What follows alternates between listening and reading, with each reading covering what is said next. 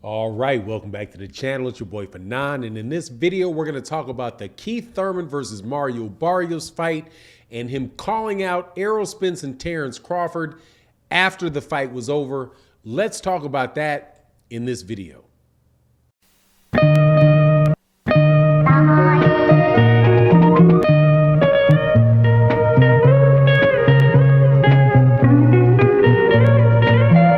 All right, welcome back to the channel. It's your boy Fanon. Man, this was a really fun night of fights on the PBC pay-per-view. Cannot lie, ain't gonna say it was necessarily worth the $75 I paid for it, but I definitely had a really good time calling the fight on the channel. A lot of you guys were there. Thanks for showing up to the channel for the call. And also, I enjoyed the last fight with Keith Thurman and Mario Barrios a lot. Not going to say it was worth 75 bucks, but I enjoyed it a lot. Keith Thurman looked very, very good in that fight. When I compare it to how he looked in the last time he came off of a long layoff, which was against Josecito Lopez. So in the fight, Keith Thurman pretty much dominated the fight. Mario Barrios may have won a round, maybe 2 rounds. If you're stretching it, he won 2 rounds in that fight. Keith Thurman controlled the fight the whole time, hurt Mario Barrios several times, looked like he broke his entire face, swolled up to looking like the Elephant Man. Just a very, very solid performance, I think, from Keith Thurman. Keith Thurman looked like his right hand. He could throw with his left hand. He could throw with his right hand. He did not fade towards the end of the fight. He wasn't on his bicycle all day. From the very beginning of the fight, he stepped towards Mario Barrios and took it to him. And that was about as good a performance as I had expected out of Keith Thurman, knowing that he had been out of the ring for 2 years. After the fight, though, when he was asked what he wants to do, he said, look, I am ready for the champions next, which is Errol Spence Jr. and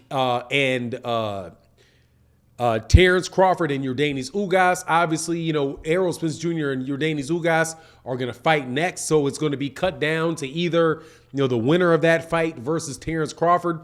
But Keith Thurman said that he was ready to go for those guys, and he's ready to go for them now. He said what he needs to do is to, that he has his conditioning together, but he still felt a little bit rusty.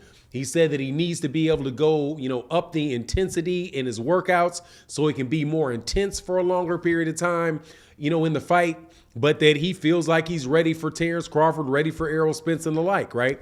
Now, my take on the matter is that similar to what Sean Porter said after the fight, which was, Keith Thurman is in a very funny position.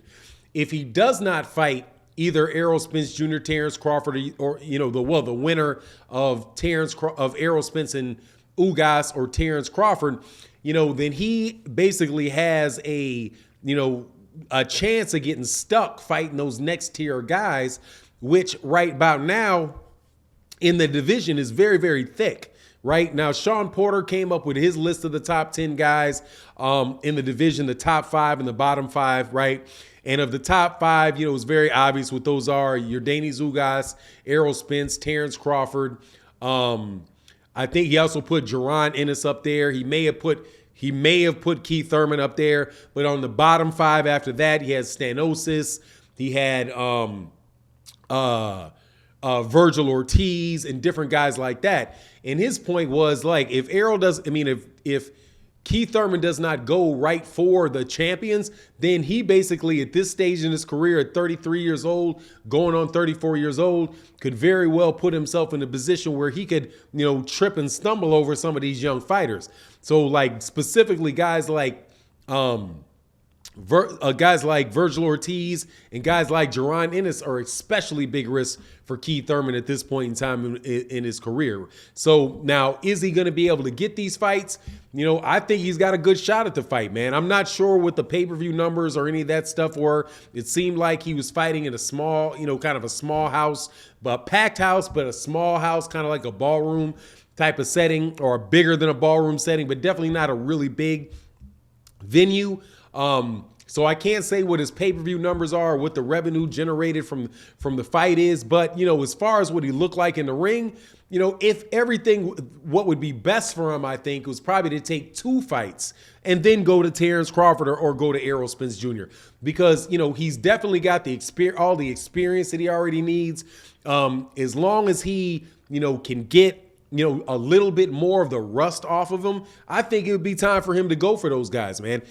Some of the things that look funny to me is like he was missing kind of far off. He was trying to throw a lot of lead left hooks on Mario Barrios, and he was missing, those lead left hooks by a good amount.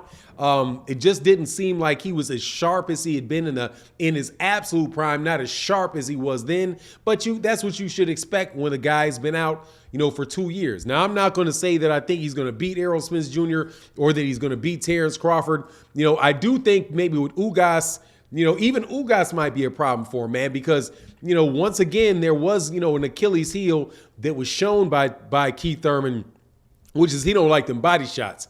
He got hit by a body shot by Mario Barrios and literally took his mouthpiece out of his mouth and held it in his hand so he could breathe for, the remainder of the round. That definitely looked like that hurt him. It didn't look like it hurt him to the extent that the Josecito Lopez body shot had hurt him, or the Manny Pacquiao body shot had hurt him, but it still looked like it hurt him. So that caveat is still there. Fighting a guy like Yordenis Ugas, who is a body hunter and is going to try to search you down and get you out like that, we'll just see, man. But to me, he looked the best that I've seen him since his injuries. I think he looked better in this fight than he did in the Manny Pacquiao fight.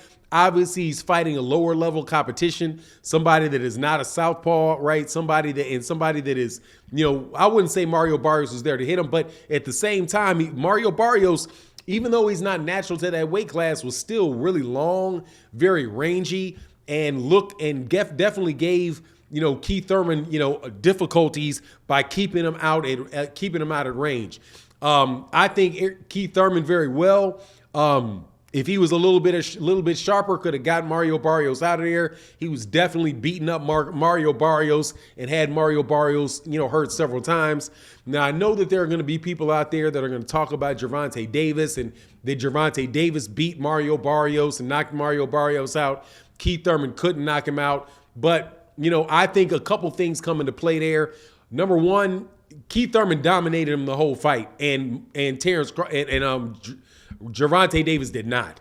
Gervonta Davis caught him with a good shot, got him out of there. But other than that, Mario Barrios was beating Gervonta Davis. So the level of the beat up, how bad he beat him up and easily he beat him, Keith Thurman beat Mario Barrios a lot more easily than Gervonta Davis did. And also, from Fox staff, we got the answer on the gloves. It was Mario Barrios, according to Fox, that didn't request the 10-ounce glove, didn't approve an 8-ounce glove. So Keith Thurman was fighting and hitting this dude with 10-ounce gloves. If he would have been swinging them 8-ounce gloves, he very well may have knocked him out because he was hitting him with them 8-ounce gloves. But anyway, all in all, good good fight from Keith Thurman. Really did enjoy it. Look forward to seeing the next fight for him with him. You let me know what you think in the comment section. And with that, I'm out. Peace.